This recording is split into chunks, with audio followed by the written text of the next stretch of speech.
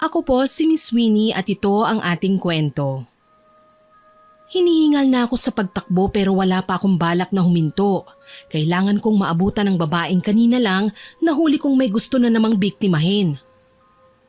Ina! Huminto ka! Ito na ang huling pagkakataong mambibiktima ka! Huwag ka nang umasa, Paula. Gagawin ko ang lahat ng gusto ko para sa pamilya ko. Nagkakamali ka! Kasakiman ang gusto mong mangyari! Nagawan ko ng paraan na makalapit sa kanya. Napakalakas ni Ina. Kaya niyang iwasan ang lahat ng ataking binibigay ko sa kanya. Kahit pa paputukan ko siya ng baril, kaya niyang saluhin ng bala at ihulog na parang laruan lang. Yan lang bang kaya mo, Paula? Pulis ka lang, samantalang ako, anak ng isang makapangyarihang mangkukulam. Hindi ako makakapayag na makapambiktima ka pa, Ina. Tama na! Hindi ikaw ang pipigil at sisira sa lahat ng mga plano namin. Bubuhayin namin si tatay. Napaatras ako nang makitang kay gaan ang katawan ni Ina nang umangat siya sa ere. Maski ang kasamahan kong pulis na si Kyle, walang nagawa para pigilan siya. Sugatan na ang aking kaibigan. Alam kong hindi pa darating ang backup na pinatawag namin. Mukhang mamamatay na kami. Pikit matang hinawakan ko ang agimat na binigay sa akin noon ng aking lolo. Opo, Miss Winnie, isa akong antingera. At gagawin ko ang lahat, matigil lang ang kasamaan na pilit ipinagkakalat ni Ina. Isa kang mahinang nilalang, Paula. Isang tanga na pulis na pinahahalagahan ng buhay ng mga taong mapang-abuso. Mga taong walang ibang alam gawin kundi ang manakit at pumatay ng kapwa. Nagkakamali ka, Ina. Kahit nagkamali ang isang tao, may batas na karapat dapat magbigay ng parusa sa kanila. Hindi tayo ang huhusga, kundi ang batas na pinairal ng ating gobyerno. Sa tingin mo ba naniniwala ako sa batas nyo? May sarili din kaming batas na sinusunod. At para sa kaalaman mo, ang mga makasalanan ay pinaparusahan at hindi kailanman binibigyan ng pagkakataon. Inihanda ko ang aking sarili para makipaglaban. Binitiwan ko ang baril. Kapangyarihan ng anting-anting ang gagamitin ko laban sa kanya. Kung may taglay na lakas at bilis si Ina, meron din ako. At alam kong sa tulong ng agimat na meron ako, matatalo ko si Ina. Siya at ang nanay niyang mangkukulam. Ako po si SPO3 Paula Sanchez, 40 years old sa kasalukuyan. Ang kwentong ito ay isa sa mga naging karanasan ko noong ako'y 23 anyos pa lamang. Marahil walang gustong maniwala sa ibabahagi ko, pero kung minsan ang mga akala nating katahang isip lamang, siya pang dahilan para magising tayo sa katotohanang hindi lang tayong mga tao ang nabubuhay sa mundo. Marami ding ibang nilalang. Nakikihalubilo sa atin at may kanya-kanyang misyon na gagampanan. O partner, ano? Kumusta ang pakikipag-usap mo kay Major? Heto, kailangan nating maghanda eh. May bago na naman tayong assignment. Talaga? Abay goods yan, partner. Siguradong sisikat na naman tayo sa mga mata ng mga huhulihin nating kriminal. Hindi naman kasi basta-basta kriminal ang huhulihin natin, Kyle. Isang magandang babae. Ayos yan. Hoy, tigilan mo ako sa kalokohan mo ah. Huwag mo akong pakitaan ng pagiging babaero mo at makapalitan kita bilang partner ko. Ikaw naman, Paula. Nagjo-joke lang naman ako. Saka maganda ka sa lahat ng pulis na nakilala ko. Kaya nga masaya ako na ikaw ang naging partner ko eh. Huwag mo akong inuuto ah. Alam ko naman na promotion lang ang habol mo. Pero isipin mo na lang, sa misyong ito nakasalalay ang pag-angat mo sa posisyon. Yes, ma'am. Pangako. Pagbubutihan ko ang misyon nating to. Pinag-aralan namin ni Kyle ang aming bagong assignment. Tungkol ito sa mga missing persons dito sa aming lugar. Matagal nang nakabinbin ang kasong ito, naiilan na rin naman ang sumubok na humanap ng lead pero hindi naman nagtatagumpay. Ang pinakahuling biktima pa ng nasabing babaeng kidnapper ay isa sa kanilang pulis na dating naka-assign sa kaso. Pansin ko, puro lalaki ang biktima. Kadalasan, mga mangingisda. Baka naman hindi talaga tao ang babaeng nambibiktima, Paula.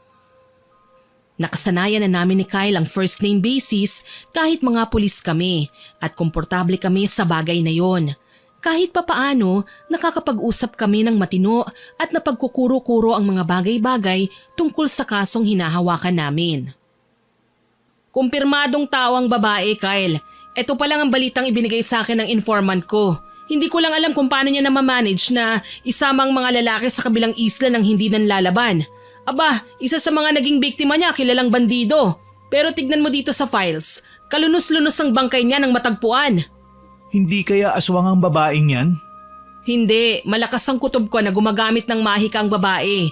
But since tayo naman ang nag-iimbestiga, bigyan natin ng chance ang lahat ng possibilities para malaman natin ang buong katotohanan. Kung ibang pulis lang ang naka-assign dito, siguradong ibabasura na nila ang usaping aswang o black magic. Pero ako, lumaki ako sa poder ng lolo ko kaya naniniwala ako sa mga ganyang bagay. Tama naman. Hindi ko nga nakalimutan ang kwento mo tungkol kay alias Waway, hindi ba? Na kunwari, napagbintangan siyang aswang. Pero isa lang pala siyang kriminal na may hawak na anting-anting, kaya hindi nahahanap kapag tinutugis. O kaya naman, si Maria Labo, na isa ring aswang. Tapos pulis nga ang asawa niya. Kaya hindi talaga imposible ang kababalaghan sa linya ng trabaho natin. Nasa sa atin na lang yun kung maniniwala tayo o hindi. Ang dami mo pang sinabi. Ang point ko lang naman, babae ang suspect at hindi pa natin alam kung ano ang motibo niya sa paggawa nito. At yan ang kailangan nating alamin. Yes, ayokong umasa na lang din sa informant ko Maliban sa ibibigay niyang impormasyon, kailangan personal din nating mapuntahan ng resort kung saan siya madalas na magpakita. So, mag-undercover tayo? Ganun na nga. Ano, handa ka na ba? Oo naman, ako pa. Yun nga ang ginawa namin ni Kyle. Nagpanggap kaming magkasintahan ni Kyle nang pumunta kami sa beach resort na siyang target namin. Sinalubong kami ng isa sa mga empleyado at sinamahan papunta sa reception. Ilang sandali pa, matagumpay na kaming nakakuha ng kwarto at masayang tumambay sa beachfront. Sa tingin mo, Paula, nandito ngayon ang mapanlinlang na babae? Malay natin, basta kailangan nating makasigurado. Alam mo na, ayon sa files, hindi kagad nahahalata ang sadya ng babaeng suspect sa kanyang mga biktima. Nagpapanggap pa muna siyang mahinhing babae, tsaka nakikipaglapit at nagkukunwaring nangangailangan ng tulong. Tapos kapag kumagat na sa pakulo niya ang mga lalaki, ayun, may isasama na niya ang mga biktima sa isla na pinagtataguan niya. Baka naman ibang modus naman ang gawin niya.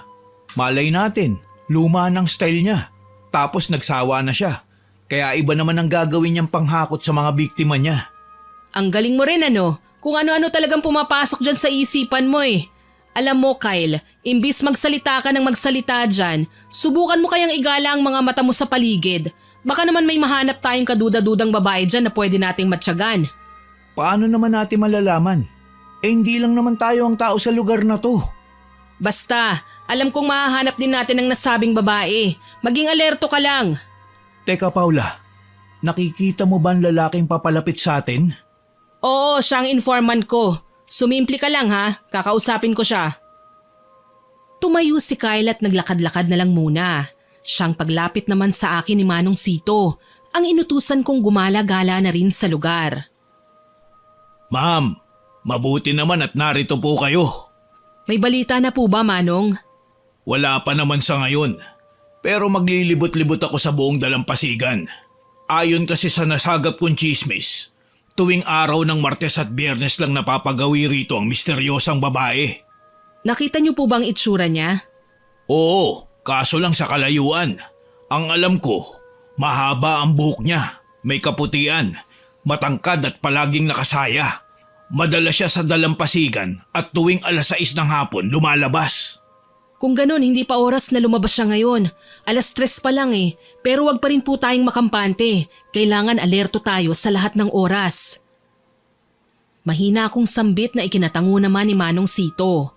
Nagpaalam na siya sa akin at pinagpatuloy ang kanyang pagmamatsyag.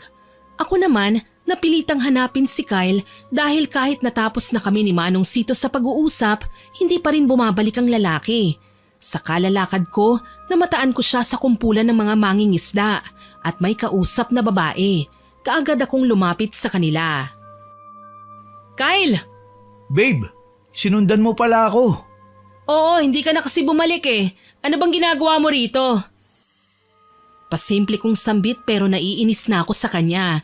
Usapan namin magmamatsyag pero inuna pa niya ang pambababae. Nagpaakbay ako nang mapatingin sa akin ang kausap niya. Maganda ang babae, morena at may mahabang buhok. Mahiyain niyang inipit ang ilan sa mga hibla nun sa likod ng kanyang tenga nang tangayin yun ng hangin. Pasensya na po, ma'am, kung hindi kagad nakabalik ang boyfriend nyo. Nakikiusap kasi ko na sana bilhin na lang niya ang natitirang isdang meron ako. Ma'am, baka po gusto nyo. May sakit kasi ang nanay ko eh. Kailangan namin ng pambili ng gamot. Ah, ganun ba? Nasan bang tatay mo? Wala na po akong tatay, ma'am. Kaya nagtsatsaga na lang po ako sa pagtitinda para makatulong ako sa aking pamilya. Sige na, Pao. Babe. Bilhin na natin ang tinda niyang isda. Nakakaawa naman kasi. Sige na po, ma'am. Para naman po ito sa nanay ko eh. Naawa ako sa babae, lalo na't naalala ko sa kanya ang aking sarili. Ako man ay nagmula rin sa hirap at kailangang igapang ang pag-aaral para makapagtapos at makatulong sa pamilya. Hindi na ako nagdalawang isip na sabihin kay Kyle na bilhin na lang namin ang isda. Mabilis pa sa 4:00 dumukot ng 500 peso bill si Kyle tsaka iniabot ito sa dalaga. Keep the change na lang, ganda. Naku, salamat po sir. Napakabuti niyo ni ma'am. Pagpalain po kayo ng Diyos. Wala yon. Ako nga pala si Paula. Siya naman si Kyle, boyfriend ko. Mga bakasyonista kami sa lugar na ito. Ikaw, anong pangalan mo? Ako po si Ina. Taga rito po ako. Bali ang bahay po namin nasa di kalayuan lang naman. Nice to meet you, Ina. Ikinagagalak ko rin po kayong makilala. Matanong ko lang po, bakit pinili niyong magbakasyon dito sa lugar na ito? Kinatatakutan po ang lugar namin dahil sa sunod-sunod na krimeng nangyayari. Ha? Talaga? Hindi niyo po ba nababalitaan ang tungkol sa mga nawawalang lalaki sa dalampasigan? Makalipas lang ng ilang araw, matatagpuan na lang ang mga bangkay nila sa tabing dagat, palutang-lutang. Kumislap ang mga mata ko nang marinig ang sinabi ni Ina. Mukhang makaka-jackpot kami ngayon, lalo na tubong tagaroon ng babaeng napagtanungan ko. Kailangan ko lang sigurong kaibiganin si Ina. Isang ideya kagad ang pumasok sa isipan ko. Ina, gusto mo bang maging tour guide pansamantala? Bakit po? Para naman may sideline ka. Huwag kang mag-alala kung magkano ang kinikita mo sa pangingisda, iibahin natin sa pagsama mo sa amin sa pamamasyal. Lalakihan natin ang sweldo mo. Mukhang maganda po ang offer nyo, ma'am. Kaso lang wala naman akong experience sa pagtutour guide. Baka po mabigo ko lang kayo. Ina, madali lang naman maging tour guide eh.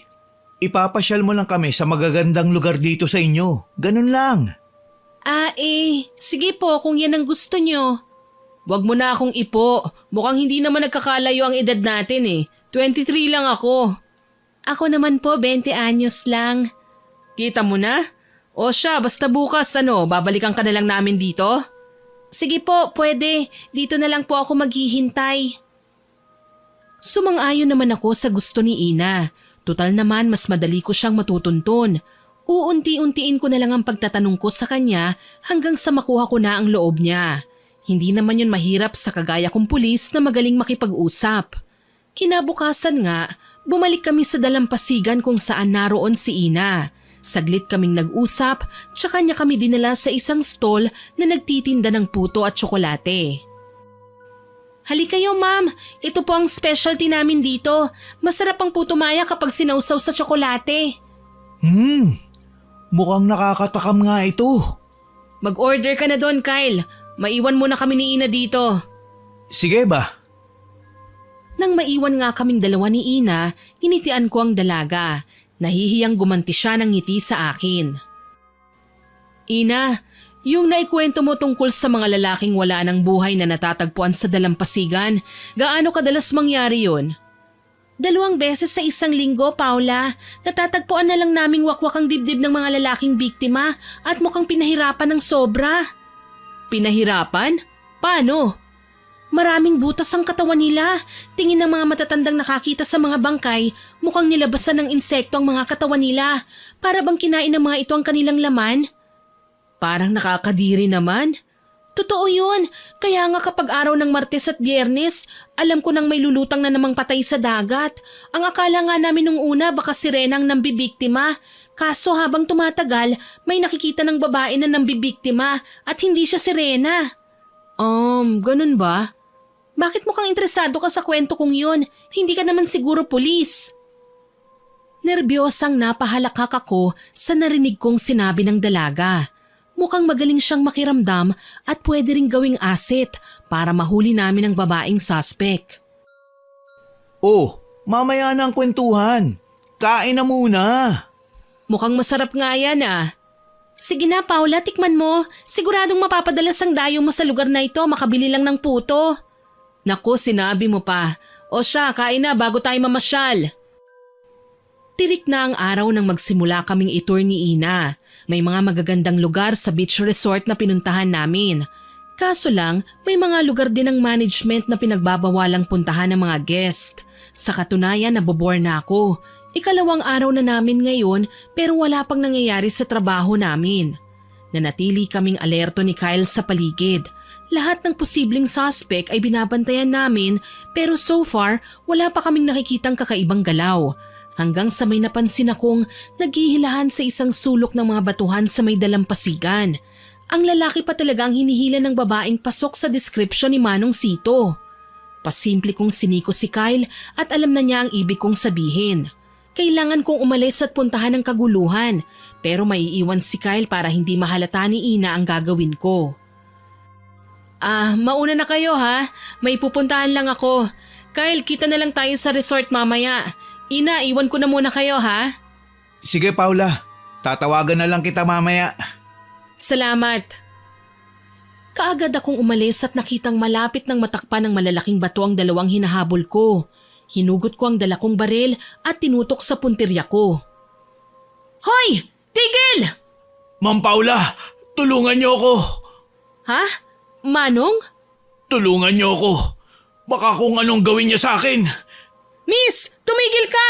Pulis ako! Tumawa lang ang babaeng kanina ay hila-hila si Manong Sito. Napakunot ang noo ko nang makitang nanlilimahid siya sa dumi. Magulo at gusot-gusot ang kanyang damit. Halatang hindi na dinaanan ng suklay ang kanyang buhok. May itim ang ngipin at marurumi ang kuko. Sa tingin ko, isa siyang babaeng palaboy. Nambelat pa ang babae sabay karipas ng takbo. Tsaka pa lang ako nakahinga ng maluwag. Si Manong Sito naman nangihinang napaupo sa lupa. Akala ko mamamatay na ako. Salamat po ma'am at dumating kayo. Sino ba kasi yon, Manong?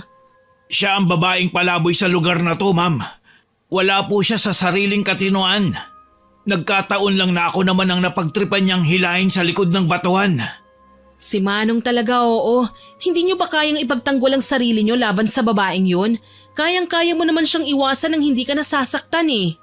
May hawak kasi siyang patalim. Informer niyo lang ako, hindi naman ako pulis ma'am. Paano na lang kapag nagkasala ako sa babaeng yun? Na paano ba kasi ang babaeng yun, Manong? Sinusubukan kong itanong sa kanya kung sino ang babaeng nambibiktima. Dahil siya lang po ang bukod tanging nakakakilala sa kanya. Talaga? Ang babaeng yun? Oo, Paula. Siya nga. Hindi ako makapaniwalang napasunod ng tingin sa dinaanan ng babaeng kanina lang na pagkamalan kong kriminal.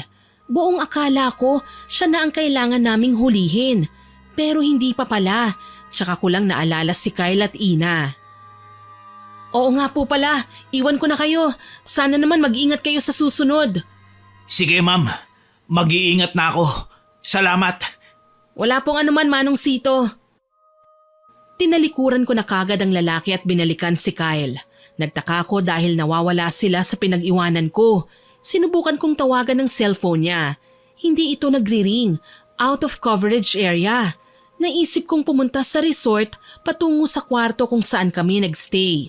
Wala pa rin ang lalaki doon, ni hindi man lang nagalaw ang mga damit sa loob ng kwarto.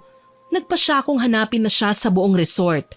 Bago umalis, kinuha ko ang aking cellphone, wallet, baril at 2 reserbang magazine at ang radyo kung saan pwede kaming makahingi ng backup kung sakaling kailanganin namin ng tulong. Palabas na ako sa kwarto nang makasalubong ko naman si Manong Sito. Hingal na hingal at mukhang may mahalagang sasabihin. Nasaan na bang lalaking yun? Ma'am! Ma'am! Manong Sito? Anong ginagawa niyo rito? Ma'am, nakita ko si Sir Kyle sakay ng bangka papunta sa kabilang isla. Kabilang isla? Anong ginagawa niya ron? Kasama niya ang babaeng kinaibigan niyo, ma'am. Si Ina? Sigurado ba kayo? Tama, ma'am. Halina kayo. Hindi pa sila nakakalayo. Kailangan natin silang sundan. Sige, bilisan natin! Habang nakikipag-usap si Manong Sito sa isang bangkero, natanaw ko sina Kyle sa laot.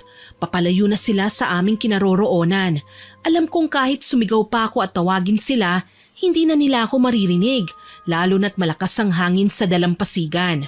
Mabuti na lang, kaagad na nakalapit sa akin si Manong Sito at ipinaalam na nakahanda ng bangka na gagamitin namin. Halika na, ma'am. Nandito na ang bangka. Pwede na tayong pumalaot. Sige, kailangan na natin silang sundan. Isa pang pasaway si Kyle eh. Bakit ba siya sumama kay Ina? Hindi naman niya lubusang kilalang babaeng yun. Ginagawa nga lang naming tour guide si Ina eh. Alam niyo naman si Sir Kyle, masyadong babaero. Baka mamaya, naisip niyang pwedeng paghaluin ang trabaho sa kasiyahan, ma'am. Kaya sinamantala niya ang pagkakataon na wala kayo kanina sa tabi niya. Kasalanan ko to eh. Sana pala, maayos kong nilabanan ng babaeng baliw kanina para hindi na kita naabala. Huwag niyo nang isipin yon, Manong Sito. Alam ko naman na wala kayong kasalanan eh. Si Kyle lang pabaya. Hindi niya iniisip na pwedeng masira ang mga plano namin dahil sa ginagawa niya. Para siyang hindi pulis. Nakakainis. Umiling si Manong Sito at pinaandar na ang makina ng bangka. Nagsisimula na rin kaming umusad. Hayaan niyo na, ma'am. Ako na muna magiging partner niyo ngayon. Matagal ko na din kasing pinangarap na maging pulis eh. Sana, ito na ang pagkakataon ko. Sige, papayag ako, Manong Sito. Pero utang na loob, huwag niyong gagayahin si Kyle ha. Huwag kayong hihiwalay sa akin. Sagot ko kayo pero responsibilidad ko rin na protektahan kayo. Asahan niyo, ma'am. Hindi magiging matigas ang ulo ko. Nasa likod niyo lang po ako. Sambit ni Manong Sito kaya kahit papano, naging magaan ang pakiramdam ko. Tinanaw ko ang islang tinutumbok ng aming bangka. Sigurado po ba kayong dyan papunta sina Kyle, Manong? Kinakabahan ako sa babaeng kinuha kong tour guide eh. Mukhang mali ang ginawa kong desisyon. Baka siya na ang babaeng hinahanap natin eh. Paano naman po tayo nakakasiguro dyan, ma'am? Ayon sa mga saksi, maputi ang babaeng nambibiktima. Morena si Ina. Matagal na nga ba kaya ang babaeng yan sa lugar na ito? Yan ang hindi ako sigurado. Ang hirap kasing humusga. Sa dami ng mga namatay, hindi na namin malaman kung alin ang totoo at mga gawa-gawa lang na kwento. Di bale, malalaman natin ang totoo oras na makarating tayo sa isla. Paliwanag ni Manong Sito, minsan lang may napagawi sa islang yun na tinawag na Isla Verde. Puro din naman kasi malalaki at matatandang punong kahoy ang naroon kaya hindi na ako magtataka sa ibininyag na pangalan. Saglit kong pinablangko ang aking isipan sa mga alalahanin. Inisip ko na lang na baka may rason si Kyle kaya siya sumama kay Ina. Iniisip ko baka naman babalik din sila kagad sa resort at hindi lang maiwan ni Kyle ang dalaga. Nasa ganoong alalahanin ako nang maramdamang nagiging mababaw na lamang ang tubig at malapit na kami sa dalampasigan. Ma'am, halina kayo. Nandito na tayo. Salamat, Manong. Huwag kayong mag-alala. Kaya ko namang bumabae. Sige po, ma'am. Mag-iingat po kayo. Pansin ko walang mga bahay sa parting ito ng isla. Wala po talagang napapagawi sa lugar na ito, ma'am. Ang alam ko, walang taong gustong pumunta sa lugar na ito. Isinumpa raw kasi ito ng mga babaylan noong araw. Lahat ng naninirahan dito, lumikas na matagal na panahon ang nakararaan. Kung ganun, bakit kailangan pumunta nila Kyle at Ina sa lugar na ito? Ano bang meron? Yun ang kailangan nating matuklasan, Manong Sito. Hindi ako makakapayag na may mangyaring masama kay Kyle at mahuli na ang lahat bago pa natin madiskubre. Tumango si Manong Sito at hinayaan akong mauna sa paglalakad. Tahimik na tahimik ang paligid, maliban na lang sa huni ng mga nag-aawitang mga ibon at iba pang panggubat na insekto. Sumasabay sa katahimikan ang mabining hampas ng tubig dagat sa baybayin. Walang takot naming pinasok ang kagubatan. Nakaumang ang hawak kong baril habang nakikiramdam sa paligid. Parehong mabibilis ang aming mga hakbang. Tanging malalalim na paghinga lang ang maririnig. Maya-maya pa, huminto kami ni Manong Sito. May naririnig din kasi akong yapak na alam kong hindi galing sa amin. Pinili kong tumabi sa isang mayabong na halamanan. Ginaya din ni Manong Sito ang aking ginawa. Ilang sandali pa, may namataan kaming ginang. Nasa mid-50s na naglalakad sa kung saan kami tumatahak kanina. May dalang basket ang ginang, may lamang prutas. May karga rin siyang itim na pusa sa kabilang braso. Tahimik na naglalakad na animoy sanay sa kapaligiran ng matanda. Hindi ko kilala ang babaeng yan, ma'am. Ang alam ko, walang tao sa lugar na ito. Pero sino siya? Yan ang kailangan nating alamin, Manong Sito. Baka kilala niya si Ina. Ano, ma'am? Lalabas na ba ako? Susubukan ko magtanong? Wag muna. Kailangan natin siyang matyagan. Hindi tayo dapat magpadalos-dalos. Hindi tayo taga rito eh. At baka sa halip na makatulong to sa misyon ko makasama pa. Baka isipin ng ginang na masasamang tao tayo. Sa bagay, ikaw na po ang bahala, ma'am. Hinayaan naming makalayo ang matanda bago namin sinundan. Tahimik lang kami, halos hindi kami nag-iimikan. Ilang sandali lang, nakarating kami sa patag na bahagi ng isla kung saan isang simpleng bakuran ang aking natanaw. May kubo sa gitna nun at mukhang hindi nag-iisang matanda. Minwestrahan ko si Manong Sito na pasimpleng sumunod sa akin, tsaka namin sinilip ang loob ng kubo. Ma'am, bakit nakahiga sa gitna ng papagang lalaking yun? At parang amoy patay na. Tama ka dyan, Manong. Kakaiba nga nangyayari sa kubo na ito. May nakapalibot pang mga itim na kandila sa lalaki. At kumpirmado, bangkay nga yun. Diyos ko, ma'am. Mukhang natumbok na natin ang babaeng hinahanap natin. Mukhang dito pinapatay ang mga lalaking biktima bago tinatapon sa dagat. Sandali lang, Manong Sito. Pero kailangan kong kuhanan ng litrato ang mga nakita natin. Sige po, ma'am. Basta mag-iingat lang kayo at baka marinig tayo ng matanda. Huwag kang mag-alala. Aarestuhin natin ang matandang yan. Lalabas ba tayo, ma'am? Matagumpay naman akong nakakuha ng mga litrato at salamat sa Panginoon may nasagap akong signal. Kaagad ko itong ipinadala sa aming hepe at humingi ako ng backup. Malinaw kong sinabi sa kanila na mukhang natumbok na nga namin ang suspect sa sunod-sunod na pagkawala at pagkatagpo ng mga bangkay ng kalalakihan sa may dalampasigan. Nangako ang aming hepe na magpapadala ng karagdagang pulis pero medyo matatagalan pa. Pumayag na rin ako dahil wala pa naman akong napapansin na kakailanganin namin ng tulong. Nakita ko naman na muling lumabas ang ginang kaya sinamantala namin ang pagkakataon. Nilapitan ng bangkay at sinuri. Sa tansya ko, nasa ilang araw na ang nasabing bangkay. Nasa proseso na ng postmortem spasm. Nakakagulat nga lang dahil biglang gumalaw ang bangkay kahit nga bangkay na ito. Mabilis kaming lumayo nang marinig ang mabibilis na yabag pabalik. Mabuti na lang, may ibang daanan kaming pwedeng lusutan dahil medyo butas na ang iba't ibang bahagi ng dingding ng kubo. Mga buwisit! Sino kayo? Akala nyo hindi ko nararamdaman ang mga presensya nyo?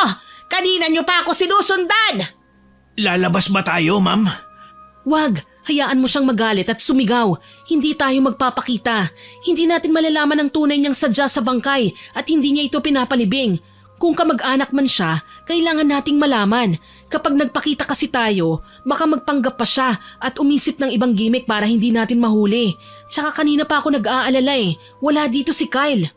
Bakit hindi natin subukan iwan ng matanda, ma'am? Baka nasa ibang panig ng isla si Sir Kyle.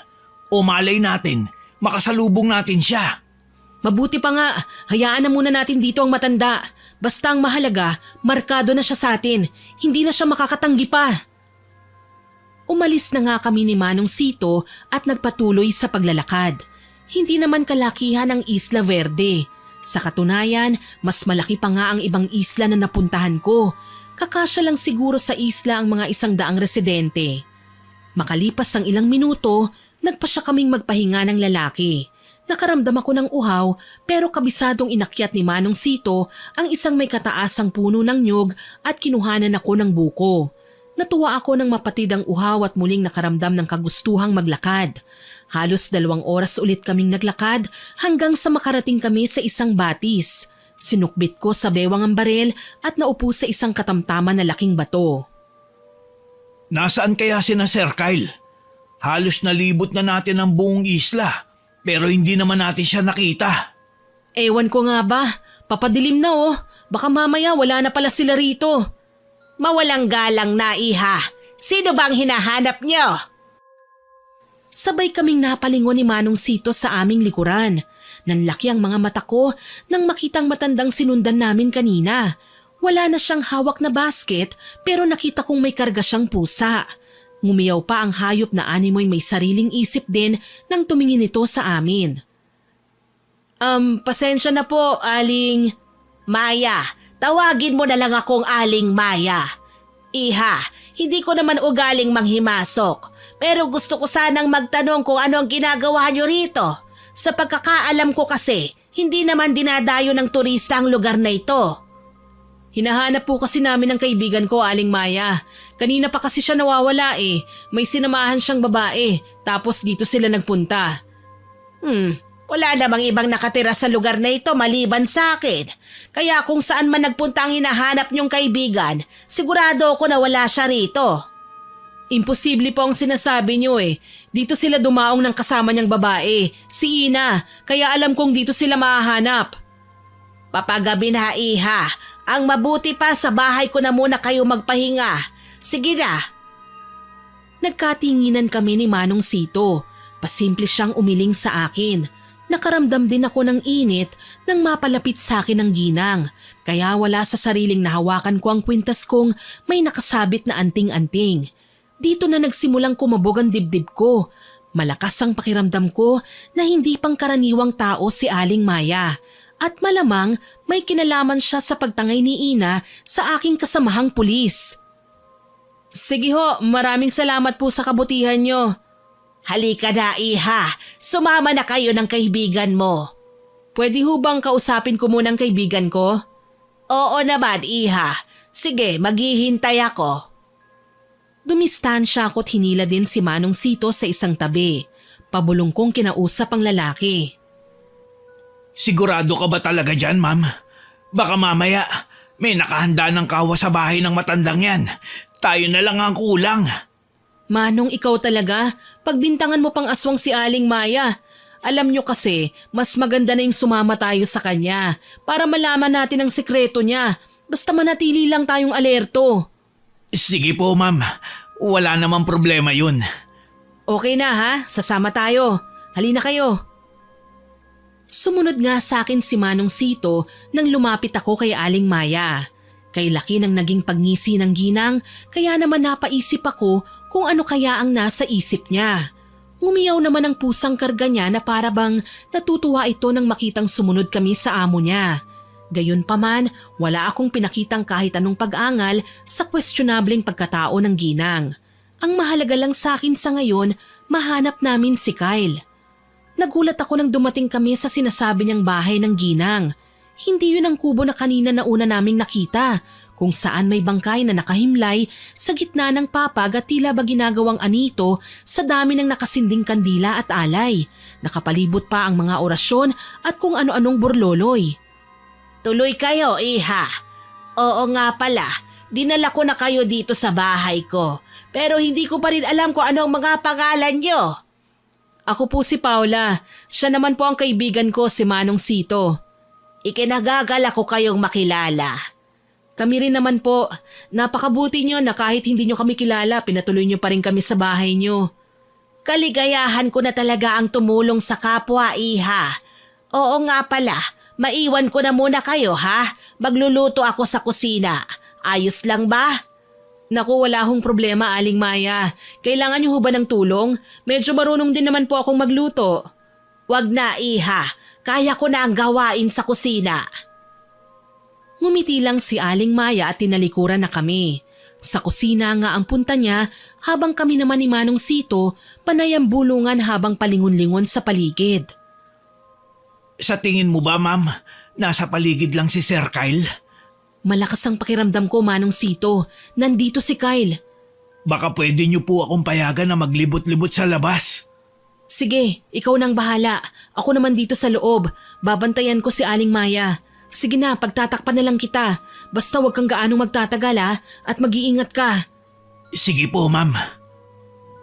Lumabas na ng bahay si Manong Sito. Alam kong kaya niyang gawin ang mga pinagagawa ko sa kanya. Medyo natatagalan si Aling Maya sa kusina, kaya naisip kong silipin siya sa loob. Napakunot ang noo ko nang makitang tila ba tuwang-tuwa ang ginang habang nakaharap sa may kalakihang kaldero. Kumukulo na ang laman nun at kasalukuyan niyang nilalagyan ng dinurog na dahong pamilyar sa akin. Isang uri ng dahon na pwedeng magresulta sa hallucination at pagkahimatay kapag nasobrahan. Kinabahan ako. Bakit kailangan niyang haluan ng ganoon ang sa tingin ko ay pagkain na balak niyang ihain sa amin? Hindi ako nagpahalata na nakita ko siya. Umupo ako ulit sa sofa at hinintay si Manong Sito na ilang sandali pa ang lumipas pumasok na rin sa loob. Oh, Manong Sito, may nakita ka ba? Meron po, ma'am. Ilang metro mula sa kinatitirikan ng bahay na ito, may nakita akong kubo. Kakaiba ito sa naunang napuntahan natin. Para lang kasing sinadyang gawing bodega eh. Madilim, pero mukhang may tao. Sigurado ka ba? Oo, ma'am. Sigurado ko. Sa katunayan, bala ko na nga sanang pasukin ang kubo eh. Pero may nakita akong hindi ka maniniwala na makikita ko. Talaga? Ano naman yun? Hindi ano, kundi sino.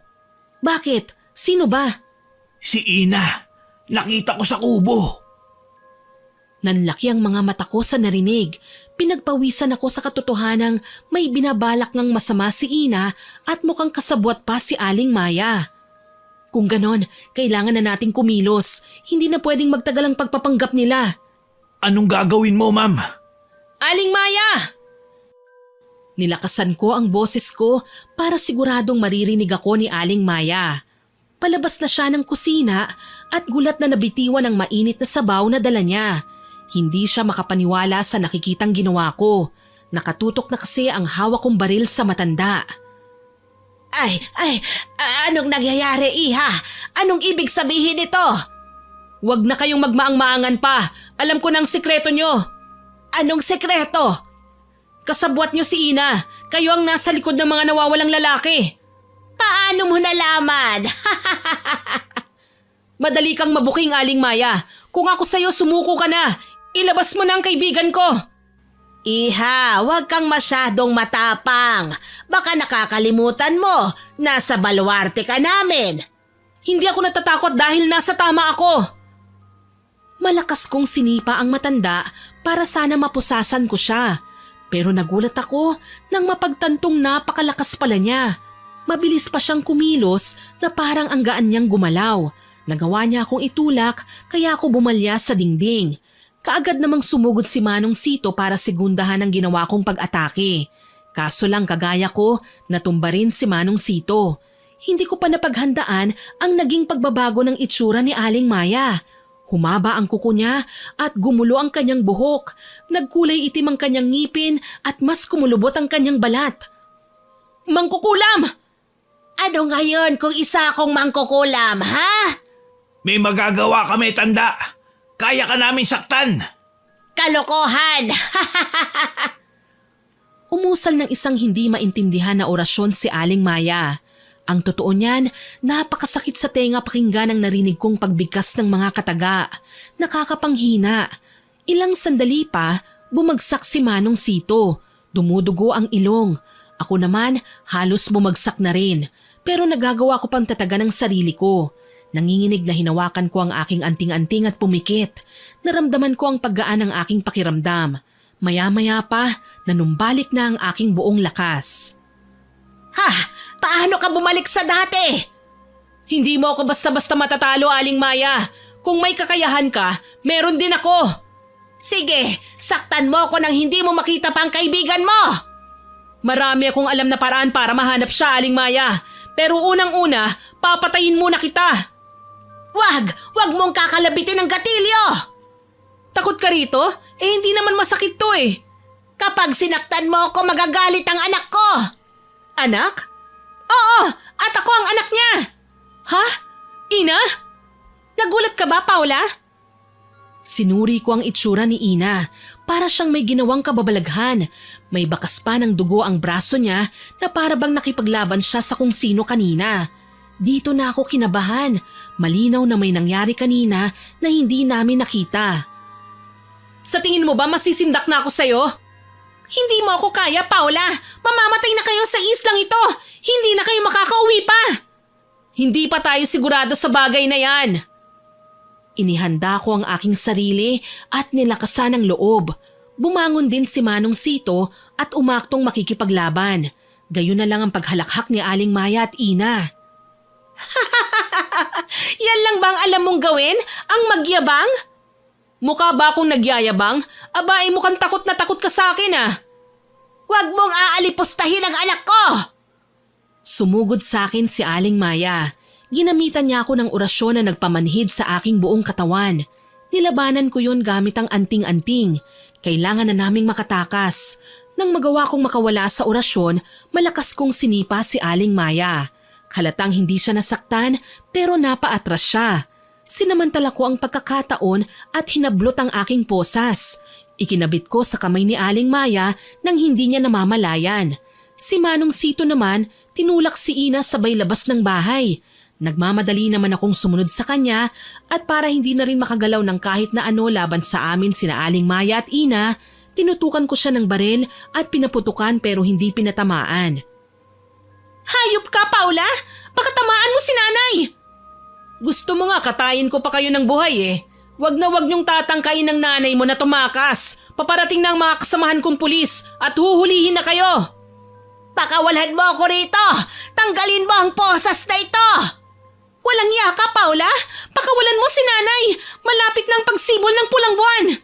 Wala akong pakialam sa pulang buwan na sinasabi niyo. Ma'am, kailangan na nating umalis. Halika na, Manong Sito! Nagtatakbo kami at tinumbok ang kubo kung saan nakita ni Manong Sito si Ina. Hindi nga naman namin makikita ang lugar na yon dahil natatakpan ito ng mahaba at malalagong punong kahoy. Kaagad na itinuro ni Manong Sito ang pinto. Dito, ma'am. Dito kayo pumasok. Kyle, nasan ka? Sir Kyle, nandito na kami. Bakit parang wala naman si Kyle dito? Ma'am, tignan nyo. Ito yata ang lubid na tinali sa kanya. Mukhang nakawala si Kyle kasi nakikita kong bakas ng sapatos niya. Palabas ng kubo na ito oh. Posible kayang nakaligtas siya? Hindi ko alam pero kailangan natin siyang sundan. Halika na. Hindi na rin kami nagtagal sa loob ng kubo. Tumakbo kami papalayo, hinanap ang daan papunta sa dalampasigan. Sinundan namin ang tunog ng humahampas na alon sa baybayin. Madilim na at ayon sa nakikita kong oras sa suot kong relo, 8:00 na ng gabi. Mabuti na lang narating kagad namin ang baybayin. Ma'am, mukhang wala pa rin si Sir Kyle dito. Walang palatandaan na dumaan siya dito, pero nasa ng lalaking yun? Ma'am, hindi ba yan po ang iniwan nating bangka? Oo, bakit? Tignan nyo, parang may hindi magandang nangyari. Halika, lapitan natin. Sinuri namin ang kabuuan ng bangka at nanlumo nang makitang sinira ng kung sino man ang makina. Tumatagas na ang gasolina nito at siguradong hindi na magagamit pa. Galit akong napamura. Sinisisi ko ang sarili ko kung bakit nagtiwala ako kay Ina. Siya ang suspect na matagal na naming hinahanap. Hindi totoo ang sinabi niya tungkol sa nanay niyang may sakit. Pakulo niya lang ito para makapambiktima ng lalaki. Pero bakit, Ma'am Paula? Sa anong dahilan? Mukhang hindi naman sila aswang. Nakikita niyo naman siguro, hindi ba? Mangkukulam si Aling Maya. Malamang kaya nila dinudukutan ng laman loob ang mga biktima nila para ialay sa kanilang sinasambang Panginoon. Parang alam ko na ito. At may koneksyon sa kanila ang bangkay na nakita natin sa isa pang kubo. Inisip ko kung ano ba ang mga nakakasindak na bagay na pwedeng gawin ng isang mangkukulam. Pag-aalay, pananatili ng kabataan, pagkain ng laman loob para lumakas at gumanda. Ilan yan sa mga napag-alaman kong ginagawa ng mga mangkukulam kaya sila nagiging makapangyarihan. Lumingon ako kay Manong Sito. Ano sa tingin niyo, Manong Sito? Posible bang bihag pa rin ni Ina si Kyle? At baka nga nilipat lang siya ng lugar ng babae para hindi natin mahanap. Nakakapagtaka lang. Kalalaki kasing tao ni Sir Kyle. Pero bakit siya natangay ni Ina? Kung tutuusin, hindi naman malaki ang katawan ng dalaga. Sa tingin ko, sa pagnanais niyang makasama kay Ina sa kung anong rason na binigay sa kanya ng babae, pinainom siya ng dinikdik na dahon na oras dumaloy sa ugat ng isang tao ang katas, pwedeng mag-hallucination at mahimatay. May side effect din ito ng pagkamanhid at panandali ang pagkatulala. Yun ang nakikita kong rason kung bakit hindi pa natin nahahanap si Kyle. Nakapangingilabot naman ang pangyayaring ito. Siguro sinadya din ito ng pagkakataon para malaman natin ang totoo. Ang mahalaga, hindi tayo papatalo sa mag-inang mangkukulam. Kailangan lang nating alamin kung nasan si Kyle. Sa kubo, kung saan naroon ang bangkay. Malamang doon natin makikita si Sir Kyle. Halika na Manong Sito, kailangan nating puntahan ang kubong yon. Wika ko na ikinatango niya. Sa maikling panahon na nakapanatili kami sa isla, kabisado na namin ang pasikot-sikot. Hindi na rin naman ako kinakabahan dahil paparating na ang tulong na bagamat matatagalan ng konti, magagawan ko naman ang paraan. Ilang sandali pa, tanaw ko na ang kubo. Pareho na kaming hinihingal ni Manong Sito, pawisan at nakakaramdam na ng pagod. Kumakalam na rin ang tiyan pero kampante ko na hindi pa naman mahihimatay sa gutom dahil may dala akong 2 piraso ng chocolate bar sa bulsa ko. Kinuha ko yon at inabot kay Manong Sito ang isa. Pantawid gutom, Manong. Naku, maraming salamat po, ma'am. Halika na, nasa unahan lang ang kubo. Makikita na rin natin si Kyle. Maliwanag sa loob habang mas papalapit na kami. Naririnig ko pa ang gigil na pagmumura ni Aling Maya sa loob ng kubo. Pesteng babaeng pulis na yon! Sinusubok niya ang pasensya ko! Talagang magbabayad siya sa ginawa niya sa akin! Tumahimik ka na muna kasi, inay. Paano ko matatanggal ang posas na ito kung sigaw ka ng sigaw? Mga walang iya kayo! Pakawalan niyo ako rito! Mga mangkukulam! Che, itiko mo yung bibig mo kung ayaw mong masaktan. Kasalanan to ng pakialamera mong kasama eh. Akala mo hindi ko alam na nagpapanggap lang kayong magkasintahan? Ha! Nasaan si Paula? Isinusumpa ko. Kapag may ginawa ka masama sa kanya, mananagot ka sa akin. Nakakatakot. Kaso paano mo magagawa yun? Nakagahapos ka nga dyan. Kapag nakawala ako rito, humanda ka sa akin. Niloko mo ako. Sabi mo, kailangan ng nanay mo ng tulong kaya kita sinamahan dito. Tapos malalaman ko, ako pala ang balak mong biktimahin. Matagal ka na naming hinahanap. At hindi ako papayag na matagal ka pang maghasik ng lagim. Kahit ano pang pagbabanta ang sabihin mo sa amin, wala kang magagawa. Hindi ka nga makagalaw dyan sa kinauupuan mo eh. Alam mo kung bakit? Dahil yan sa pampamanhid na nilagay ko sa inumin mo. Naningkit ang mga mata ko nang marinig ang mga sinabi ni Ina laban kay Kyle. Tama nga ang hinala ko. Ginamitan niya ng pampamanhid ang lalaki. Kailangan kong guluhin ang masama nilang binabalak ngayon. Lalo na't nakikita ko si Aling Maya na animoy naghahanda para sa isang pag-aalay. Iha, anak, wag mo nang guluhin ang alay. Kakailanganin natin siya mamaya.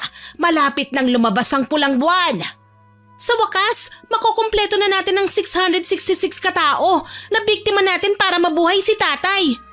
Tama ka, anak. Sa wakas, matatanggal na rin ang matagal kong pangungulila sa kanya.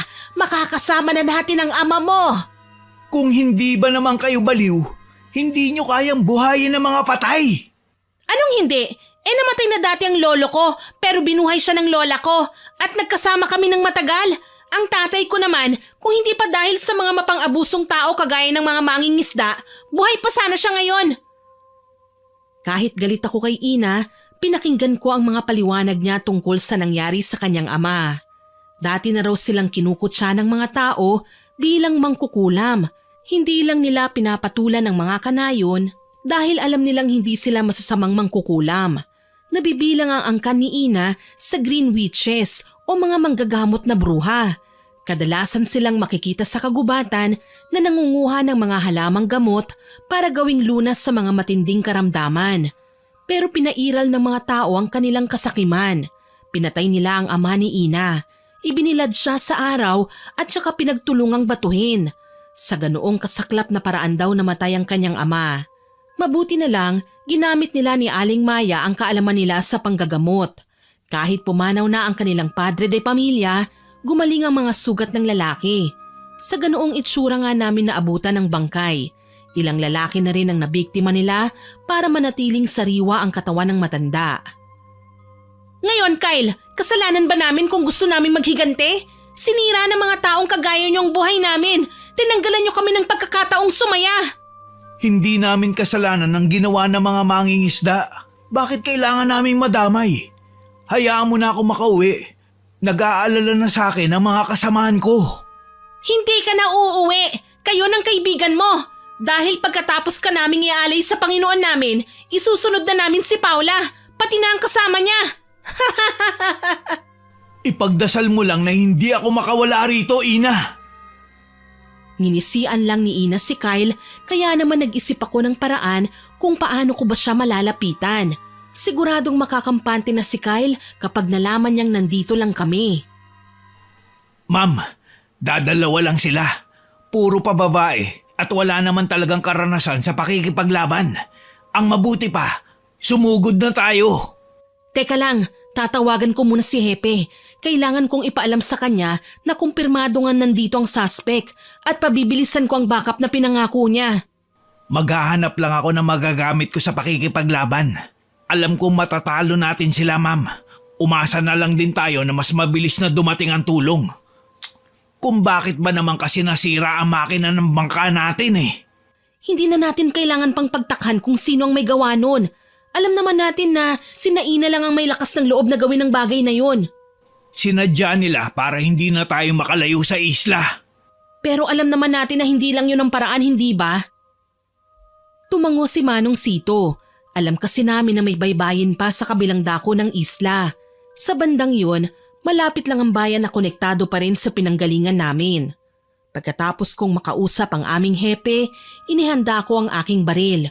Tinanguan ko si Manong Sito tsaka kami sabay na pumasok sa kubo na ikinagulat naman ng mag-ina. Nagliwanag naman ang mukha ni Kyle nang makita niya ako. Partner, sabi ko na nga ba darating ka eh. Ililigtas mo ako. Seryoso, Kyle? Ikaw talagang iniligtas ko, no? Ikaw pa naman ang lalaki sa ating dalawa. Inay! Sina Paula! Huwag ka nang umangal. Mamalasin na kayo. Pinagpapalo niya ng hawak na 2x2 sina Ina at Aling Maya. Sigawan ng dalawang mangkukulam kaya naman sinamantala ko ang pagkakataon at kinalagan ko si Kyle. Mabilis naman niyang naayos ang sarili at aktong makikipaglaban na kaso lang bigla siyang natumba. Kyle, anong nangyari? Pasensya na. Hindi kasi ako naging maingat kanina. Ininom ko ang sinabi nilang kape na may halo palang pampamanhid. Kaya ito nanghihina pa ang katawan ko. Ano? Bakit ka ba naman kasi uminom? Akala ko kasi talaga mabuti siyang tao eh. Pero hindi pala. Nagpaloko ko. At yun ang naging pagkakamali ko.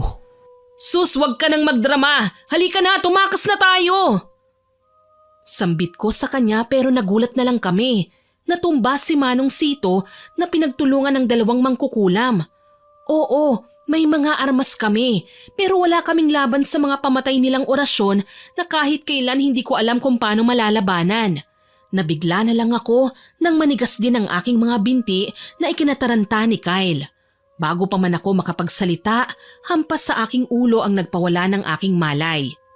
Ilang beses akong kumurap habang panay ang lingon sa paligid. Kahit anong gawin ko, nasa baybayin pa rin ako at tila ba may inaabangan na mangyayari. Ilang sandali pa, nakita ko ang mag-inang sina Aling Maya at Ina. Panay ang pag-iyak habang nagmamakaawa sa mga taong bayan na pakawalan na ang kanyang asawa. Mga kadayon, kaawaan niyo naman ang aking asawa. Hindi siya masamang tao. Hindi siya isang masamang mangkukulam. May kapangyarihan lang naman kami para manggamot. Hindi niyo siya kailangang saktan. Inay, ano pang silbi ng pagmamakaawa natin? Hindi sila nakikinig. Tingin nila masama tayong pamilya. Hindi mo ko naiintindihan, anak. Nagkamali sila ng sinaktan. Ako ang mangkukulam na hinahanap nila. Ang mangkukulam na takbuhan ng mga galit na taong nais maghiganti sa kanilang mga kaaway. Ako ang mangkukulam na pumapatay. Ano? Pero paano nangyari yun, Inay? Hindi kita nakitang gumagawa ng orasyon. Wala naman akong nakikitang kausap mo na yun ang kailangan sa'yo. Itinago ko ang katotohanan dahil sa hirap ng buhay, anak. Kailangan nating magkapera. Pero ang mga abusadong mangingisda na yan, kasama ang ilan nating kanayon, hinusgahan kagad ang aking asawa, ang iyong ama. Ano na ngayon ang gagawin natin, Inay?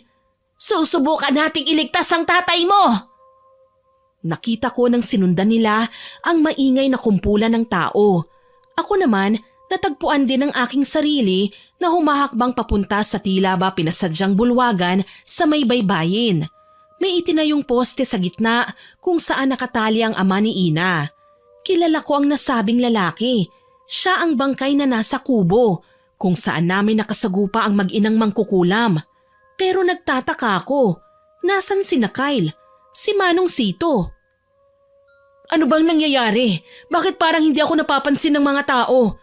Bakit parang hindi nila ako nakikita? Naguguluhan kong tanong sa aking sarili. Wala akong nagawa kundi ang makiusyoso sa mga taong balot din ng puot sa kanilang mga muka. Hindi nila mapapatawad ang mangkukulam na pumatay sa kanilang mga kaanak. Bilang kaparusahan, papatayin nila sa pagbato ang salarin. Nasindak ako nang makitang nagsimula ng magbato ng mabibigat na bagay ang bawat taong naroroon. Unti-unti na silang nilalamon ng galit. Bawat bato na sadya nilang pinatatama sa kawawang lalaki ay naglilikha ng malalalim na sugat na may kasamang bubog. Sinubukan ko ring iharang ang aking sarili pero hindi man lang ako tinamaan. Tumagos ang mga bato sa aking katawan at dumiretso sa sadya nitong patamaan. Nang mamatay ang lalaki, gayon na lang ang kalungkutan ng mag-ina. Kahit nagkanda sugat-sugat na ang bangkay, kinuha nila ang kanilang kamag-anak at dinala sa bahay. Dito na sila nagsimulang mambiktima ng mga tao. Pagbabayaran nila ang kanilang ginawa, iha. Papatay tayo para muling mabuhay ang iyong ama. Ipinapangako ko na tutulong ako, Inay, at gagawin ko ang lahat, mahulog lang sila sa aking bitag. Dito nga nagsimula ang isa-isang pagkawala ng mga residenteng lalaki sa isla. Natatagpuan na lang silang palutang-lutang sa dalampasigan, wakwak ang dibdib at wala ng buhay. Lingid sa kaalaman ng lahat, kinukuha nila Aling Maya at Ina ang puso ng bawat biktima at iniaalay sa bangkay sa pamamagitan ng pagsasagawa ng ritual. Unti-unting gumagaling ang mga sugat ng bangkay, nagkakaroon ng buhay. Kailangan nga lang nilang pumatay ng mas marami para makumpleto ang 666 na katao na kailangan maialay para tuluyan ng magising ang kanilang padre de pamilya. Uungol-ungol ako habang pinagpapawisan. Napadilat na lang ako ng aking mga mata nang maramdaman ang mahihinang tapik ni Kyle sa aking pisngi. Paula, gumising ka. Ano bang nangyayari sa'yo, ma'am? Nanaginip ako. Nasa na ba tayo? Heto, kinulong tayo ng 2 babae. Tatatlo tayo pero hindi man lang natin nalabanan ng patas ang 2 kriminal. May mga alam silang orasyon para maging manhid ang katawan natin. Nasa kubo pa rin ba tayo? Oo, ang nakakainis lang, kinuha nila mga baril natin.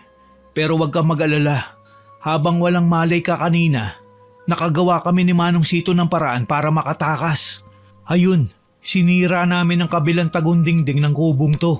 Nasa labas sila at binibihisan ng bangkay na pilit nilang binubuhay. Nababaliw na sila. Ang panaginip ko may kinalaman sa mag-ina. Sila ang salarin sa mga patayan sa baybayin at sa kabilang isla na pinanggalingan natin. Kailangan natin silang pigilan. Kung ganun, umalis na tayo rito. Pwede na tayong dumaan doon. Tumango ako at mabagal na kumilos. Naging mabuhay ang aking pagtayo pero nagawa ko naman ng maayos. Ayos ka lang ba? Oo, ayos lang ako. Pero naninigas lang ang binti ko. Hindi ko naman alam kung bakit. Kaya nila tayo hindi ginagapos dahil malaki ang tiwala nila sa kanilang kakayahan na hindi tayo makakatakas. Hindi nila alam, tuso tayo. Eh di mga tangang mangkukulam pala sila. Ganun na nga. Lumusot kami sa butas na dingding.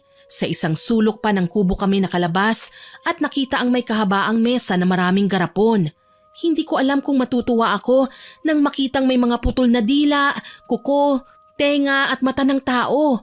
Ipinaliwanag ni Mang Sito na bawat biktima raw ng mag-inang mangkukulam, kinukuhanan nila ng remembrance at inilalagay sa garapon. Mga hayop talaga sila. Masahol pa sila sa pinakamasamang kriminal na nakilala ko. Pangako, ikukulong ko sila at hindi na kailanman palalabasin. Ma'am Paula, Sir Kyle, mauna na kayo. Parang hindi ako makahinga. Manong, anong nangyari sa'yo? Basta na lang ako nang hina. Hindi ko alam. Basta mauna na kayo. Hindi kami aalis dito hanggat hindi nagiging okay ang pakiramdam mo. Sambit ko pero nagulat nang makitang dumaloy ang malapot at masaganang dugo sa ilong ni Manong Sito. Kung may nagawa lang sana ako, Manong, para mapigilan sila kanina. Kaso lang, hinang-hina pa ako. Pwede bang ipaliwanag niyo sa akin kung ano bang nangyayari? Kinulam ni na Aling Maya si Manong. Ano? Nasilip ko sila kanina. May hawak na manika na tinutusok-tusok ng karayom. Nag-alala nga ako kasi binabangungot ka. Kaya akala ko ikaw ang pinakaialaman nila. Pero si Manong Sito pala. Nanginginig na dinaluhan ko si Manong Sito na noon ay nanghihina na. Alam kong nahihirapan siyang huminga. Maya-maya pa, tumirik na rin ang kanyang mga mata. Manong Sito, ano bang nangyayari sa inyo? Masama ang pakiramdam ko, Iya. Hindi ko na kaya. Hindi ko na matitiis ang sakit. Manong, huwag kayong magbiro ng ganyan. Hindi ka pwedeng magkasakit, okay? Lalabanan pa natin si Aling Maya. Huwag kang padadala sa pangkukulam nila. Hindi naman ako kagaya mo na may pangontra. Alam kong isa kang antingera, ma'am. Ikaw lang ang may kakayahan na talunin ng mga mangkukulam. Isa pa, talagang tatablan ako dahil nilinlang tayo na mag-ina. Marunong sila magpalipad hangin. Nagawa nila akong pagapangan ng karamdaman. Pero Manong! Sige na, ma'am. Ikinararangal ko na maging isa sa iyong mga katuwang sa paglutas ng kaso. Hindi man ako naging pulis kagaya ng pinapangarap ko. Binigyan niyo naman ako ng pagkakataon. Isang malaking kasiyahan ang babaunin ko hanggang sa pagtawid sa kabilang buhay. Paula, halika na. Harapin na natin sila. Sandali, bago ang lahat, tulungan mo muna ako. Anong gagawin natin? Lahat ng gamit pangkukulam sa kubong ito, susunugin natin. Tumango si Kyle sa aking sinabi. Nagmamadali naming inipon ang lahat ng mga kagamitan tsaka binuhusan ng naroong gasolina. Sinilaban din kaagad ni Kyle ang mga gamit tsaka namin inilalayan si Manong Sito. Nang makalabas kami, palayo sa naglalagablab na bahay, may napansin kaming babae na nakatayo sa di kalayuan. Si Ina. Napakunot ang aking noo nang makitang kakaibang galaw ng babae. Para bang may gustong ipahiwatig. Kyle, halika! Iwan mo si Paula! Kailangan kita, Kyle! Huwag kang maniwala sa lahat ng sinabi niya! Mas malakas ako kaysa sa kanya! Ano? Huwag kang makinig sa kanya, Kyle! Hinihipnotismo ka lang niya! Kyle, halika na! Sige na! Ayoko, Ina. Wala akong ginagawang masama sa'yo. Tigilan na natin to. Bakit ba ayaw mo sa akin? Sumama ka naman ng maayos kanina. Akala ko ba sabi mo mahal mo ako? Hindi. Ayoko. Nilinlang mo lang ako. Bakit ko naman gagawin yun? Wala akong kalaban-laban sa inyo. Sige na, ikaw lang naman ang kailangan ko eh. Iwanan mo na si Paula. Nalamukos ni Kyle ang kanyang buhok. Para bang nahihirapan ng maniwala sa akin o kay Ina. Nalilito. Nagbabago na rin ang kanyang reaksyon. Maging ang kanyang mga mata nagiging malikot na. Pinilit ni Ina na abutin si Kyle. Nagsisimula na siyang pagpawisan ng kailapot. Nahihirapan na rin siyang huminga. Hinawakan ko siya sa balikat. Hindi mo kailangan mahirapan sa pagpili, Kyle. Huwag kang makinig sa kanya. Hindi ko alam. Nahihirapan akong kontrolin ang sarili ko. Kyle, may kutsilyo ako rito. Halika, sugatan mo ang sarili mo. Ayoko. Huwag mo akong uutusan. Labanan mo, Kyle. Huwag kang makikinig sa bruhang babaeng yan. Ilang pagtatangka pa ang ginawa ni Ina pero nakikita kong nanlalaban na si Kyle. Alam kong pilit niyang kinokontrol ang lalaki kaya mabagal at maingat kong inilapag si Manong Sito sa lupa. Hinawakan ko si Kyle at hinayaang kumuha ng lakas sa suot kong anting-anting. Nanlisik ang mga mata ni Ina. Hindi ako papayag na agawin mong lalaking balak kong gawing alay! Sa tingin mo natatakot ako sa'yo? Lalong hindi na rin ako natutuwa sa ginagawa mo. Hindi mo ako mapipigilan! Wala ka nang magagawa pa! Talaga? Sige, harapin mo ako! Nagsagupaan kaming dalawa ni Ina. Nagulat ako dahil kahit sanay ako sa pakikipaglaban bilang pulis, nagagawa niyang sanggain ang bawat atake ko. Suntok dito, suntok doon, sipa, balyahan at hilahan ng buhok. Wala na kaming pakialam kahit pa nagpagulong-gulong na kami sa lupa at nagkanda sugat-sugat. Kinailangan ko lang talagang labanan ng bruhang babae. Binigwasan ko siya na ikinasigaw niya ng todo. Kitang-kita ko ang pagguhit ng malaking sugat sa kanyang muka. Anong ginawa mo? Sinugatan mo ko! Sinira mo ang mukha ko! Hayop ka! Ikaw ang hayop! Ang mga babae na kagaya mo, dapat ikinukulong at hinahayaang mabulok sa bilangguan! Kapag ikinulong mo ko, makakagawa pa rin ako ng paraan para makalaya. Kaya kong akitin lahat ng lalaking nasa paligid ko. Ah, ganon? E di ang nanay mo na lang ang pupuntiryahin ko? Nakangisi kong sambit sa kanya, tsaka ako naglakad papunta sa kinaroroonan ng nanay ni Ina. Nadatnan ko siyang paluhod-luhod sa harapan ng dinadasalan niyang bangkay. Napansin niya ang ingay ng yapak ko, kaya nagsalita siya.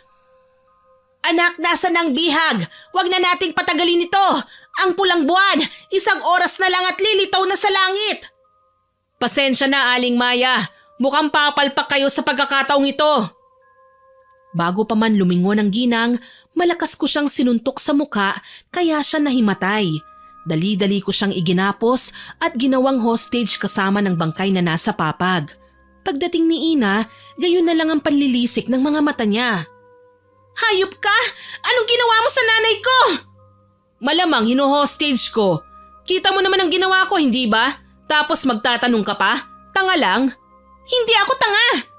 Sumuko ka na, Ina. Wala ka na rin namang magagawa eh. Ang mabuti pa, gamutin mo na si Manong Sito at ibalik mo na sa dati si Kyle. Hindi! Hindi pa pwede! Sige, kung ayaw mo, edi papatayin ko na lang ang nanay mo. Hindi naman ako makukulong eh. Kasi hindi naman akong kriminal kundi kayo. Nanlaki ang mga mata ni Ina nang makita niyang seryoso ko sa binabalak kong gawin. Wag! Pakiusap! Wag mong sasaktan ng nanay ko! Pakawalan mo siya! Heto na! Ibabalik ko na sa dati si Kyle! Umusal nang hindi ko maintindihan ng mga kataga si Ina. May katagalan din yun, parang orasyon na paulit-ulit niyang dinarasal. Maya-maya pa napakurap si Kyle. Para siyang nagising sa isang mahimbing na pagtulog.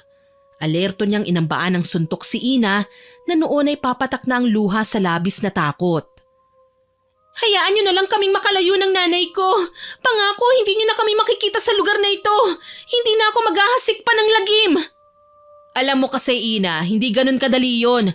May mga nagrereklamo laban sa inyo at ang kailangan kong gawin, isuko ka sa nakatataas sa amin para mapagbayaran mo ang mga kasalanan mo.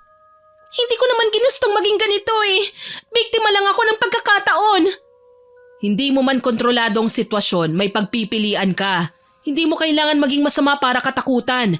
Kaya sige na, isuko mo na ang sarili mo at ang bangkay ng tatay mo, kailangan na nating bigyan ng maayos na libing. Tanggapin na lang natin na nagtapos na talaga ang chapter ng buhay niya sa ganong kasaklap na paraan. Hindi mo ako naiintindihan kasi hindi mo nararanasan ang pinagdaanan ko. Gusto ko lang naman na magkasama kami ng matagal ng tatay ko. Hindi kami nabigyan ng pagkakataon. Tama ka, hindi ko naiintindihan ang nararanasan mo. Pero wag mong sabihin na hindi ka binigyan ng pagkakataon dahil binigyan ka ng Panginoon. Sinayang mo lang at hindi pinahalagahan. Bawat minuto kailangan mahalaga. Ginto ang oras, Ina. Hindi dapat na sinasayang sa pagpatay ng tao. Hindi lang ikaw ang nawalan eh. Isipin mo na lang ang mga pamilya ng mga taong binawian mo ng buhay. Hindi ko alam kung tumatakba sa isipan niya ang lahat ng sinabi ko dahil tahimik lang siyang humagulgol. Ni hindi na nga niya pinansin ang pagkakamalay ng kanyang ina na panay ang piglas at pagnanais na makawala sa pagkakagapos ko. Ina! Anak! Huwag mong sasabihing papakinggan mo ang hinayupak na babaeng yan! Nililinlang ka lang niya kagaya ng ginagawa natin sa kanila! Huwag mo siyang pakikinggan! Kalagan mo na ako ngayon din! Pwede ba tumahimik ka, Aling Maya? Huwag mong nilalaso ng isipan ng anak mo! Kasalanan mo to eh. Ikaw ang mangkukulam na hinahanap ng mga kanayo nyo, hindi ba? Pero ipinagkanulo mo ang asawa mo. Sa kanya mo ibinintangan lahat ng kasamaang ginawa mo. Ha? Paano mo nalaman yon? Sabihin na natin kaya kong maglakbay sa nakaraan sa pamamagitan ng panaginip. Sa tulong ng anting-anting na suot ko. Wala ka nang maitatago sa akin, Aling Maya. Gaga ka pala eh. Kaya mong maglakbay sa panaginip pero hindi nyo kaagad nakilala ang salarin. Ilang biktima na ba ang tinapon namin sa dalampasigan na iniimbestigahan nyo? Mas gaga ka, Aling Maya. Paano ako makakapaglakbay kung hindi ko pa kilala ang salarin noon? Naisip mo ba yon? Gustuhin ko man na suyurin ng nakaraan, mananatili kayong walang mukha hanggat hindi ko kayo nakikilala. Inay, totoo po ba? Ikaw ang nagtraidor kay tatay? Ikaw ang itim na mangkukulam na pumapatay ng tao? Alam kong magkukumprontahan na ang magnanay kaya sinenyasan ko si Kyle na lumapit sa amin. Inilabas niya ang posas na pagmamayari niya at pabiglang hinablot ang kamay ni Ina. Nagpumiglas ang babae pero wala naman siyang magawa. Akala mo may isahan mo ako ha? Ang dami mong drama. Pareho naman kayong kriminal ng nanay mo. Hindi mo ba narinig ang sinabi ng kasama mo? Ang nanay ko ang pasimuno sa patayang ito. Siya ang may kasalanan. Sus, kahit na. Naging katulong ka rin niya sa pambibiktima. Baka nakakalimutan mo. Ikaw ang nagdadala ng mga lalaki dito sa isla. Sa huli, sina Aling Maya at Ina ang nagtalo. Nagpalitan pa sila ng mga makapangyarihang orasyon kaya nagkanya-kanya sa pagdugo ang kanilang mga ilong. Sinamantala namin ang pagkakataon na madala sila sa dalampasigan kasama si Manong Sito. Buhay pa ang lalaki pero kailangan na talaga ng matinding medical attention. Paula, parating na ang backup. Ay, salamat. May iba na ring hahawak sa dalawang mangkukulam. Nakaka-stress silang intindihin ha. Tama ka, Paula. Salamat nga pala sa ginawa mong pagliligtas sa akin ha. Naniniwala talaga ako na may gusto ka sa akin. Gago ka ba? Baka nakakalimutan mo may kasalanan ka pa sa akin ha? Nilingon namin ang mag-ina. Halos mamutla ako sa kaba nang makitang nakawala ang pagkakaposas ni Ina. Hindi ko alam kung paano niya ginawa pero sigurado ako na may kinalaman doon ang ritual niya. Saktong dumaong na ang sinasakyan ng aming mga kasamahan at ilang rescuers nang may sakmaling isa sa kanila si Ina. Animo sinapian ng dalaga nang itakbo niya ang biktima. Napakalakas niya. Ina! Tumigil ka na! Kung hindi ko mapipigilan na paputukan ka! Hindi ako susuko sa inyo! Hindi! Ngumisi ang babae at iniwan ang lalaking kanya sanang bibiktimahin. Binalak niyang tumakbo palayo kaso wala na siyang nagawa. Binaril siya ni Kyle. Tinamaan lang naman si Ina sa paa. Kaso lang, hindi rin ito nagustuhan ni Aling Maya. Kahit nagtalo sila ng anak niya kanina lang, sinangga niya ang sumunod na bala para sana sa kanyang anak. Huwag niyong papatayin ang anak ko! Inay! Pumalagang suspect! Nanlaban! Palibutan niyo! Bilis! Hindi kayo makakatakas sa akin! Pinalibutan ng mga pulis ang mag-ina. Nanginginig na inalalayan naman ni Ina si Aling Maya habang kami naman nakaantabay sa mga susunod na mangyayari. Bakit niyo naman ginawa yun, Inay? Bakit? Tama si Paula, anak. Malaki ang kasalanan ko sa'yo, lalo na sa tatay mo. Ito man lang makabawi ako para sa'yo. Tama na! Gagamutin kita, Inay! Hindi ako papayag na mawala ka! Hayaan mo na ako, anak. Mas mainam ito kesa sa makulong. Hindi! Hindi! Walang nagawa si Ina kundi ang pumalahaw ng bawian na nga ng buhay si Aling Maya. Paano? Sa puso tinamaan ng matanda. Ni hindi na siya nagwala o nagpumiglas ng pusasan namin siya. Sinakay namin sa bangka at bumalik na kami sa kabihasnan. Ilan naman sa mga kasamahan ko ang naiwan para imbestigahan pa ang lugar para na rin kunin ng nag-iisang bangkay na naroon sa isla, ang ama ni Ina. Hindi ko akalain na masyado palang komplikado mag-isip ang mga mangkukulam. Bakit hindi? Alam naman natin na maghahanap talaga sila ng butas para makapaghiganti sa mga taong gusto nilang gantihan. Sa bagay, buti na lang hindi ako mangkukulam. Hindi ka nga mangkukulam pero nakulam ka naman. Ganyan ka kasi kababaero. Hindi mo man lang tinitignan kung tao pa ba o hindi ang nilalandi mo. Grabe ka naman sa akin. Ikaw nga lang ang gusto ko eh. Patawa ka rin ano? What if totoo naman talaga ang sinasabi ko? Ewan ko lang sa'yo. Hindi ako tumatanggap ng manliligaw. Hindi ko naman sinabing manliligaw ako eh. Aba, hayop ka rin ano? Teka, nagagalit ka kaagad eh. Hindi pa nga ako tapos na magsalita eh. Ayoko kasing manligaw dahil gusto ko, diretso pa kasal na. Tinawanan ko si Kyle dahil sa taglay niyang kapreskuhan. Matagumpay kasi naming naisara ang kaso tungkol sa mga nawawalang lalaki kaya promoted ang loko. Siyempre pati na rin ako. Marami pa akong plano sa buhay, Kyle. Kung talagang may gusto ka sa akin, pagsikapan mo. Aba, wala nang libre ngayon ano? Ngumiti sa akin si Kyle. Ang totoo niyan, matagal ko na rin naman talagang gusto ang lalaki. Hindi ko lang masabi kasi hindi naman ako ang tipo na nangunguna kapag may nararamdaman ako sa isang tao. Ang sa akin lang, masaya ako sa kung ano ang meron kami ngayon. Hindi ko kailanman sisirain yon.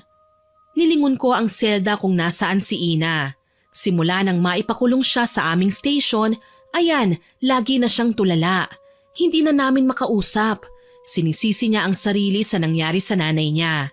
Nilapitan ko siya at sinubukan ulit na kausapin, umaasa kong mapapagaan ko ang nararamdaman niya. Ina, alam kong nalulungkot ka pa rin sa sinapit ng mga magulang mo. Pero wag mong lunurin ang sarili mo sa matinding pagsisisi. Hindi nila ginusto ang mga bagay na yun. Sana maging okay ka na. Paula, sorry. Hindi ko pa makapa ang pagsisisi sa nangyari sa buhay ko. Mas nararamdaman ko ngayon ang galit sa mga taong pinagkaitan kami ng pagkakataon ng ama ko na magkasama ng matagal. Para naman kay nanay, hindi ko alam kung anong sasabihin ko. Dismayado ako sa ginawa niya. Sana maintindihan mo. Kahit mabulok ako sa kulungan, hindi ko kailanman pagsisisihan ang lahat ng mga ginawa ko. Hindi naman kita pinipilit na pagsisihan ngayon ng mga bagay na yan, Ina. Buhay mo yan eh. Pero isipin mo na lang bata ka pa. Marami ka pang pwedeng gawin. Bumawi sa mga taong nagawan mo ng masama. Pwede ka pang magbago. Nasasabi mo lang yan kasi sariwa pang sakit. Alam ko balang araw maghihilom din ng sugat. Hindi ko alam kung magagawa ko pang mga bagay na sinasabi mo. Lumapit sa amin si Kyle at nakakatuwa dahil kasama niya si Manong Sito na magaling na. Hindi pa huli ang lahat, Ina. Tutulungan ka namin. Tama si Paula, Ina. Marami ka pang oras para gawin ang mga bagay na makapagpapasaya sa'yo nang hindi mo na kailangan manakit ng ibang tao. Marahil dahil sa mga sinabi namin ay napaiyak si Ina. Hinayaan namin siya na namnamin ng mga sandaling yon kasama siya. Alam ko naman na balang araw, magiging okay din ang lahat at matutulungan din namin siya. Lumipas ang mga araw hanggang sa maging taon, naging maayos din ang nasa paligid namin. Hindi nawawala ang kaguluhan at bilang pulis, nakatakda kaming ayusin at bigyan ng katahimikan ang aming lugar. Naging kasintahan ko si Kyle at kalaunan naging asawa ko. Si Ina naman tuluyan nang nailipat sa Women's Correctional. Nakikita ko na may pagsisisi na siya sa mga nangyari sa buhay niya at nangakong magbabago na. Dinadalaw din namin ang babae at tuluyan na rin namin siyang naging kaibigan. Nakakagaan ang loob honestly kasi nakatulong kami sa aming kapwa na baguhin ang takbo ng buhay niya. Sa ngayon nasa kulungan pa rin po si Ina pero baka mabigyan ng parol dahil sa mabubuting ginagawa niya sa loob. Kami naman ni Kyle going strong pa rin kahit hindi kami nabiyayaan ng anak. Siguro dahil na rin sa tawag ng tungkulin na sinumpaan namin sa unang araw na pumasok kami sa pagiging alagad ng batas. Alam naman natin na hindi mawawala ang mga masasamang loob. Nariyan sila at gagawa ng gulo kahit gaano natin sila gustong pigilan. Ang mahalaga lang, maging mabuti pa rin tayo sa kapwa. Nagkasala man sila, bigyan natin ng pagkakataong magbago. Hayaan natin na magsisi. Balang araw malalaman din nila na mali ang kanilang mga ginawa. At sa kaso po ni Ina, alam ko na natuto na siya. Hanggang dito na lamang po. More power po sa inyong channel at God bless. Sana po ay nagustuhan niyo ang aking ibinahaging kwento. Pero bago ko po tapusin ito, oras na para sa ating shoutout! Shoutout po kay Nika Paroco at sa Carida family, kay Al San Jose from Cavite, hello din po kay Rojan Kadsawan na nag-birthday po noong October 15, belated happy birthday po. Shoutout din po kay Ma'am Elizabeth Dungka, kay Marisan Sobrevilla, kay Arvid Shane Hyberg Channel, hello po, kay Fatima Reyes, kay Rida de la Cruz, hello din po kay Lisel Miral, kay Bernadette Liantejero, kay Mary Joy Sabaresa, kay Francesca Liana, kay Pinky Ko, shoutout din po kay Soledad Celeste Quizon, kay Lurisa Bibat, kay Moting Raso, kay Mardy Arabella, hello din po kay Sindel Bardago, kay Abigail Hanga at sa Taiko family, kay Emilia Aliera, kay Wenelisa Colite, kay Laura Lee Altajeros, kay Monique Rolona, shoutout din po kay Crisilda Sotil, kay Jane Engwa, kay Maria Girly Piloton, kay Jocelyn Kai, hello din po kay Angelica Apundar, kay Joy Lagman from Japan, kay Pamela Mendoza, kay Daisy May Estrada na bagong listener po natin, hello po ma'am. Shoutout din po kay Josephine Marcaida, kay May Pinon, kay Marisa Staples, kay Bautista John Christopher T na silent listener po natin, hello po. At shoutout din po kay Elgin TV Vlog at kay May Chill Pineda. Salamat po sa inyong lahat na nag-comment at nakinig. Abangan nyo pa po sana ang mga susunod kong upload ha. At huwag nyo pong kalilimutan na mag-subscribe, like, share and comment sa mga upload natin. Para po mabilis nyong makita kung may bagong upload tayo, pindutin nyo lang po ang notification bell para mabilis po ninyong makita. Aasahan ko pa rin po ang inyong suporta ha. Muli, ako po si Miss Winnie na nagpapasalamat sa inyong pakikinig.